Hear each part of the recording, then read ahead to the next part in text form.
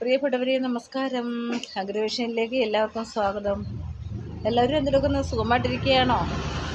കൃഷികാര്യങ്ങളൊക്കെ എല്ലാവരും ചെയ്യുന്നുണ്ടോ?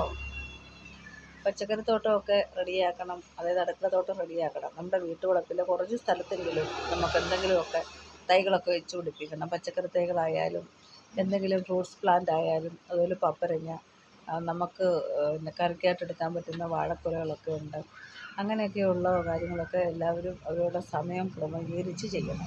കാരണം എല്ലാ സമയവും കൃഷിത്തോട്ടത്തിൻ്റെ കൂടെ അല്ല, നമ്മുടെ വീട്ടിലെ ജോലികളും കാര്യങ്ങളൊക്കെ ചെയ്തിട്ട് സമയം ക്രമീകരിച്ച് ചെയ്യാം. അതുപോലെ തന്നെ ടെറസേ കൃഷി ചെയ്യുന്ന ഒത്തിരി ആൾക്കാരുണ്ട്.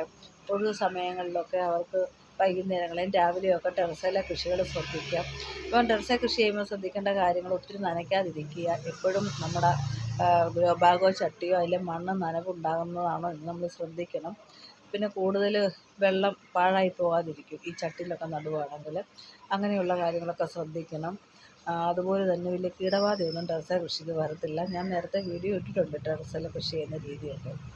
അപ്പോൾ നമ്മുടെ സമയം അനുസരിച്ച് നമുക്ക് കയറി നോക്കാനും എടുക്കാനും ഒക്കെ പറ്റും. നല്ല രീതിയിൽ വിളവും ലഭിക്കും. അപ്പോൾ എല്ലാവരും നമുക്ക് എന്തെങ്കിലുമൊക്കെ ഒന്ന് പറിച്ച് നടാം, അല്ലെ പറിച്ചെടുക്കാം എന്നൊക്കെയുള്ള രീതിയിൽ ഒരു മനസ്സ് വന്ന് കൃഷി ഇടയ്ക്കൊക്കെ ചെയ്യണം കേട്ടോ. അത് മാത്രമേ എനിക്ക് പറയാനുള്ളൂ. പിന്നെ എല്ലാവർക്കും സുഖമാണല്ലോ? ന്യൂ ഇയറൊക്കെ എങ്ങനെയുണ്ട്? ഹാപ്പിയാണോ എല്ലാവരും?